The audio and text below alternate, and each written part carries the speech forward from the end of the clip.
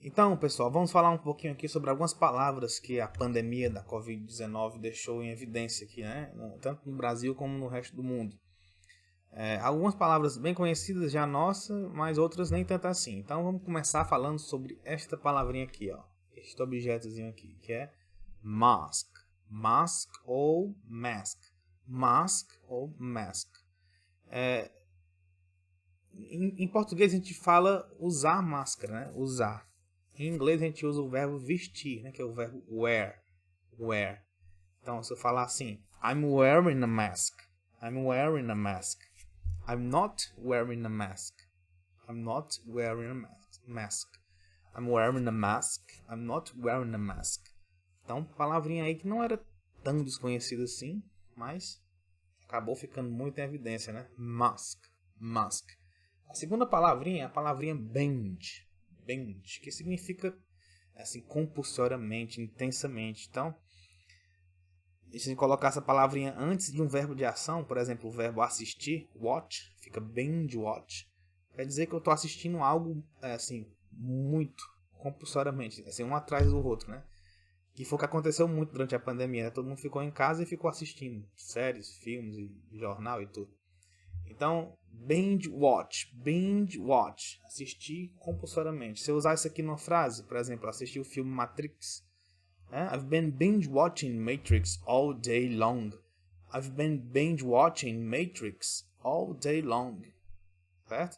Colocar antes de um verbo de ação, ele dá esse sentido de fazer algo repetidamente e muitas vezes, né?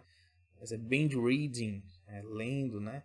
Binge eating, comendo algo compulsoriamente, né? E binge watching é assistir algo compulsoriamente. Mas nem sempre ele fica assim antes de um verbo de ação. Ele pode ficar solto na frase também. Por exemplo, I tend to binge on chocolate when I'm watching TV. I tend to binge on chocolate when I'm watching TV. Eu tenho a mania de comer chocolate compulsoriamente quando eu estou assistindo TV, né? I tend to binge on chocolate when I'm watching TV. E também ele pode ficar no final da frase, como nesse exemplo aqui, ó. He went on a 5-day drinking binge. He went on a 5-day drinking binge. Ele passou aí 5 dias bebendo direto, sem parar. Drinking binge. Então, binge ficou bem em evidência durante esse tempo. Outra palavrinha que é bem conhecida, nossa, que também ficou muito em evidência é a palavra home. Home, que significa casa, né? Casa no sentido de lar, não a casa em si, né? Mas o lar, o local em que você mora. Home. A casa em si a gente pode chamar de house, né? Mas home dá o sentido de lar. Home. Então tem aquela frase que ficou, sim, todo mundo falava, né? Stay at home. Fica em casa. Stay at home. Fica em casa, né? Stay at home. E também daí que derivou o home office, né? Que aqui em português a gente chama home office. Então tenha cuidado aí com a pronúncia do home office. Não fale home office. Em inglês é home office, certo? Que é o office, que é o escritório em casa, né? Vamos dizer assim, seu local de trabalho na sua casa, certo? Então home, outra palavrinha também que ficou bem conhecida. A outra palavra que eu queria falar aqui, que não é bem uma palavra, é um prefixo, é o anti,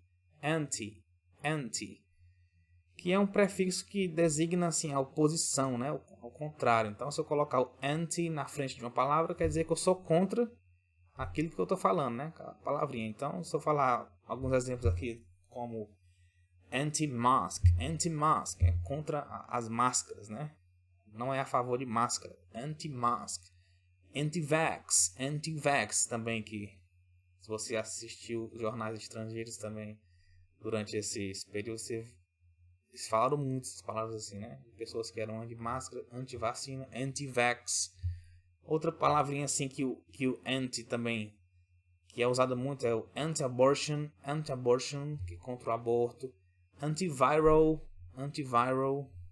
que é combate o vírus, né? Contra o vírus. Então, anti ficou bem conhecido também. Anti, que é um prefixo, né? Prefixo que designa o contrário, a oposição. Outra também que no Brasil aqui a gente usou demais foi o tal do lockdown, né? Todo mundo falava nesse lockdown. O que é que significa esse lockdown? Que em português é a nossa quarentena, né? Mas ficou tão comum falar o lockdown aqui que quase ninguém usa a quarentena, né? Ninguém usou, só o lockdown.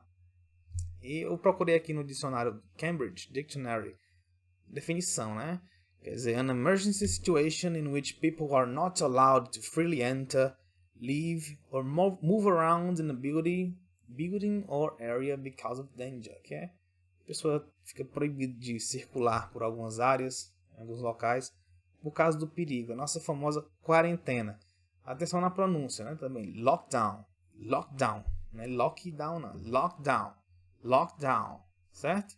E a palavra que ficou, assim, na minha opinião, ficou a mais conhecida de todas, que até hoje a gente se fala nela, é a vacina, né? Vaccine, vaccine, vaccine.